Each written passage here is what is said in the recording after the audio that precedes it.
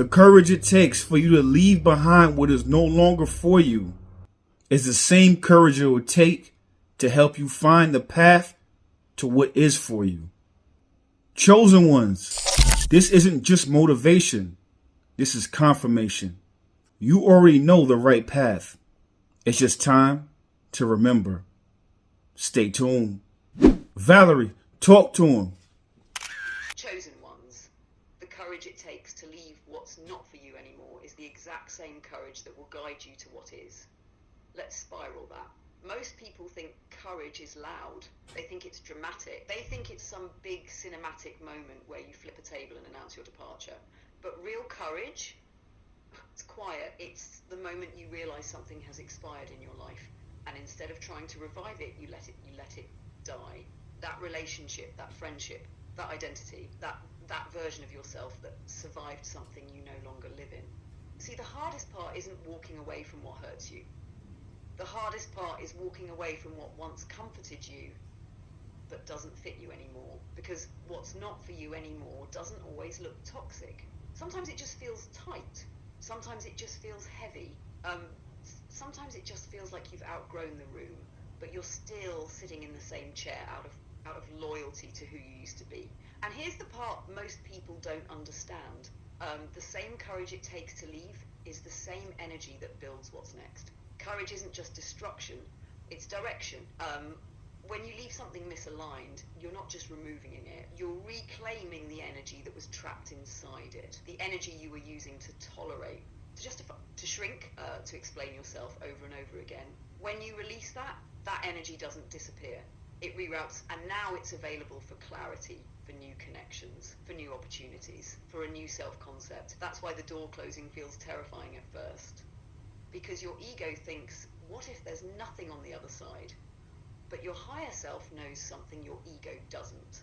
It knows you don't lose what's aligned by leaving what's misaligned. You reveal it, and here's the deeper layer. Leaving what's not for you anymore requires you to disappoint someone. Maybe them. Maybe your family, maybe the old version of you, maybe the part of you that was addicted to familiarity. Courage always disrupts comfort, but comfort is not the same thing as alignment. Comfort is predictable, alignment is alive. Comfort keeps you safe, alignment stretches you into your next level. That's why the moment before you leave, something feels like grief. Because you're mourning the version of you that made it work. You're honoring the chapter. You're acknowledging what it taught you. But you're no longer obligated to stay in a lesson you've already passed. Read that again internally. You are not obligated to stay in a lesson you've already passed. Some of you are still sitting in rooms that your future self would never even walk into. And you feel it. You feel it in your body. You feel it in your nervous system. You feel it in the way your energy drops when certain names pop up on your phone.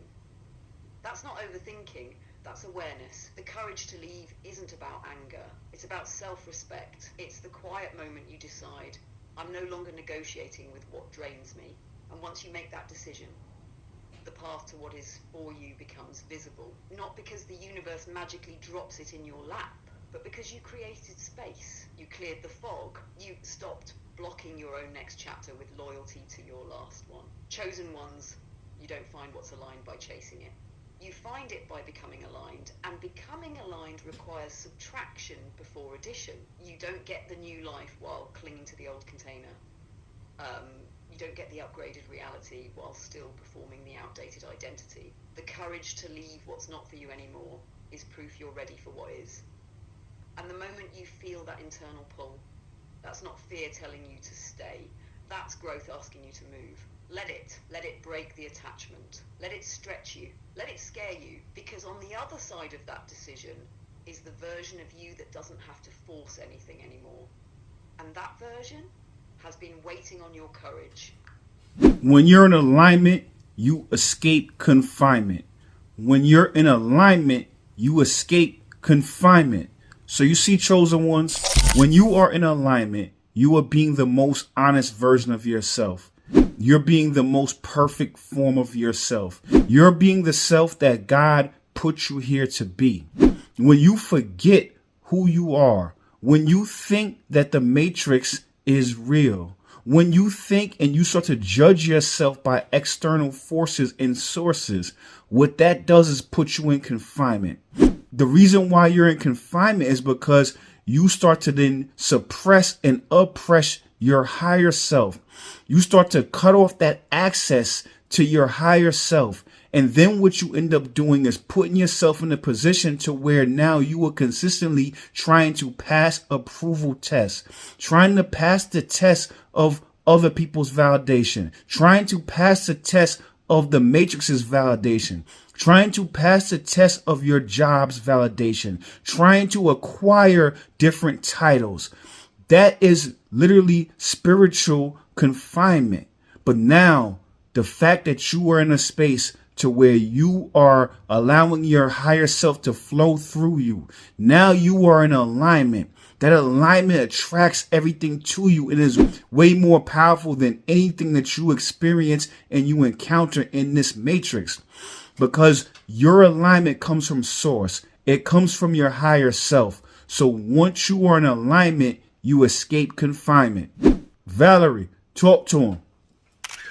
Once you're in alignment, you escape confinement. That's the code. Let me take that deeper. Confinement isn't just a job you hate. It's not just a toxic relationship. It's not just debt or stress or circumstance. Confinement is identification. The moment you start saying, I am my job, I am my relationship status, I am my bank account, I am my follow account, I am how people perceive me. That's the cage, because now your identity is external. Now your nervous system rises and falls with things that were never meant to define you. And once you outsource your identity, you outsource your power. That's how the matrix works in a practical sense. It doesn't trap you physically. It convinces you that you are the role, the title, the mask, the performance. And the moment you believe that, you shrink your access to your higher self. Because your higher self doesn't move from labels, it moves from alignment. Alignment is when your thoughts, your body, your spirit, and your actions stop contradicting each other. Alignment is when you stop betraying yourself to maintain an image. Alignment is when you choose truth over convenience. That's why it feels like freedom, because alignment collapses fragmentation. When you're misaligned, you're split. Part of you wants growth. Part of you wants safety, part of you wants love, part of you wants validation. You're torn in 10 directions. That's confinement. Alignment gathers all those scattered pieces and centers them. And here's the deeper layer you touched on. Divine timing isn't something outside of you. Divine timing activates when you align. It's not that the universe suddenly decides to bless you. It's that you stop resisting what was already waiting for you. When you're misaligned, you're early to things that aren't yours and late to things that are. When you're aligned, you meet life at the exact frequency it was designed for you. And that's when emancipation begins. Because emancipation isn't rebellion, it's remembrance. It's remembering that you were never meant to be confined to a role. You were meant to experience roles. You were never meant to be owned by your circumstances. You were meant to move through them. When you stop judging yourself by your job, you free your creativity. When you stop judging yourself by your relationship, you free your worth. When you stop judging yourself by your title, you free your identity. That's when the higher self gets louder, because it was never gone. It was just drowned out by noise. Alignment turns the volume down on the noise. And once you can hear yourself clearly again, you move differently. You stop chasing, you stop forcing, you stop performing, you start responding. That's escape, not running away from the world, but walking through it untethered. The matrix can only confine the version of you that believes it needs permission to exist. The aligned version of you moves without asking, breathes without proving, creates without seeking applause. And that's why alignment feels like liberation. Because once you know who you are beyond the roles, nothing external can trap you the same way again. Freedom isn't a destination, it's a feeling. Freedom isn't a destination, it's a feeling. So you see, chosen one, wherever your attention goes, energy flows. So if you are in alignment with yourself, if you have gratitude, if you have appreciation, if you have pride in yourself, if you exude love from the inside out, that's true freedom. No matter what your circumstances are, no matter where you live, no matter what your financial status is, no matter what your health status is, no matter what your mental status is, how you're feeling about yourself is the most important thing. When you feel free, then you are free. You attract freedom to you. You attract money to you. You attract resources to you. When you embody love, you attract love to you. You attract circumstances to you. You attract family to you. When you embody the things that you are and you exude them from the inside out, now you get them from the outside in, and it just reinforces what you already know and what you already are. That's why alignment is so important, because once you're in alignment, you come from love. You come from confidence. You come from source. So since you come from these things, and this is what you are, a fragment of it, then now once you become who you are, literally you have everything that you want because you're getting everything that you are. Valerie, talk to him. Freedom isn't a destination, it's a feeling. And the wild part, most people are chasing a location, a number in their bank account, a partner, a zip code, thinking that is what will make them feel free. But freedom doesn't come from acquisition, it comes from alignment. You said something heavy. Wherever your attention goes, energy flows. So let's stretch that. If your attention is constantly on lack, on comparison, on what's missing, on who left, on what hasn't happened yet, your energy flows into confinement. But when your attention is on gratitude, on self-respect, on pride in your growth, on the fact that you survived what tried to break you, your energy flows into expansion. Freedom is an internal orientation. It's how you feel about yourself when nobody's clapping. It's how you speak to yourself when nobody is listening. It's whether your nervous system feels safe inside your own body. That's real liberation, because if you hate yourself in a mansion, you're still imprisoned. If you doubt yourself with 1 million followers, you're still confined. If you're ashamed of yourself in perfect health, you're still not free. Freedom starts with self-perception, and here's the quantum layer of what you're saying. When you feel free, you stop making decisions from fear. When you stop making decisions from fear, your behavior shifts. When your behavior shifts, your outcomes shift. So yes, you attract differently. Not because you're magically pulling things from the sky, but because your internal state is broadcasting a different signal. You don't chase money the same when you feel worthy. You don't beg for love when you embody love. You don't cling to validation when you validate yourself. And that's the part most people miss.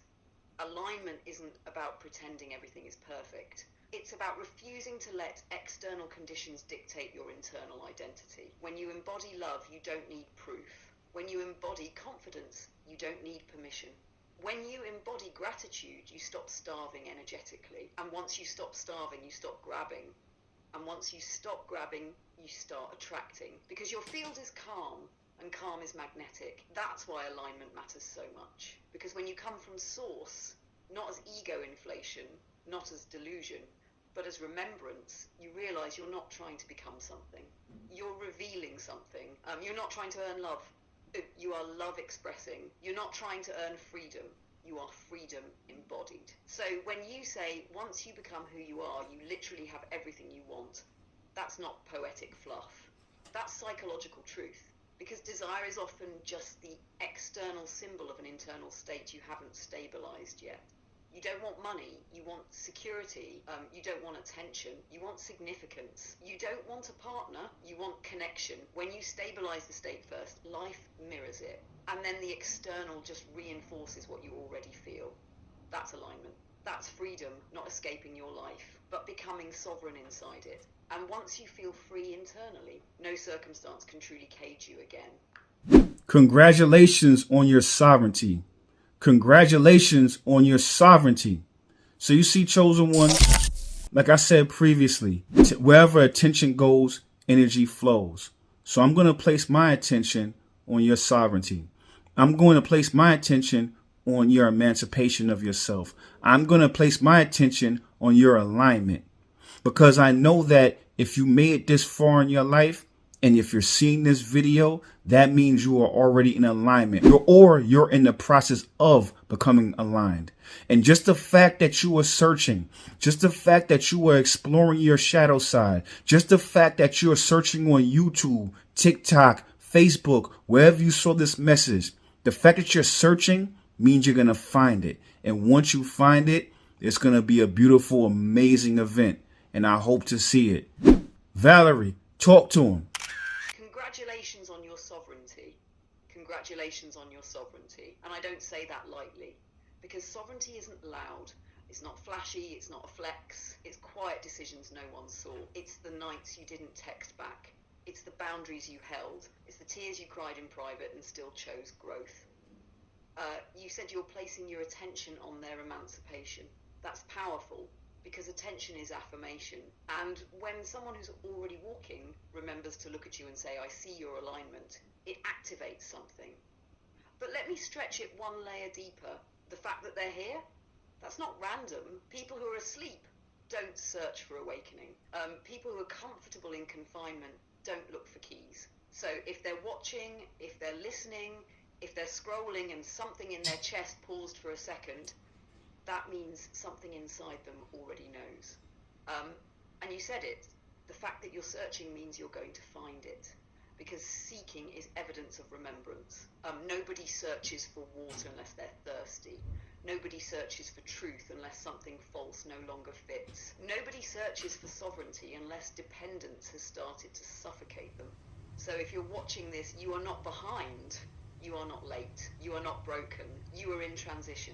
And transition feels chaotic because the old identity is dying while the new one hasn't fully formed yet. That space in between, that's sacred. That's where shadow work happens. That's where you confront the parts of yourself that were shaped by survival. That's where you realize, I don't hate myself. I was conditioned. I'm not weak. I was unaligned. I'm not unlucky. I was choosing from fear.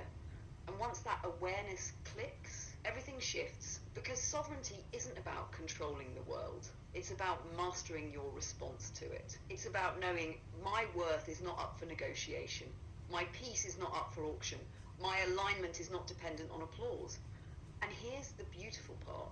When you truly step into that, you stop trying to prove, you stop trying to convince, you stop trying to chase, you become still. And stillness is powerful.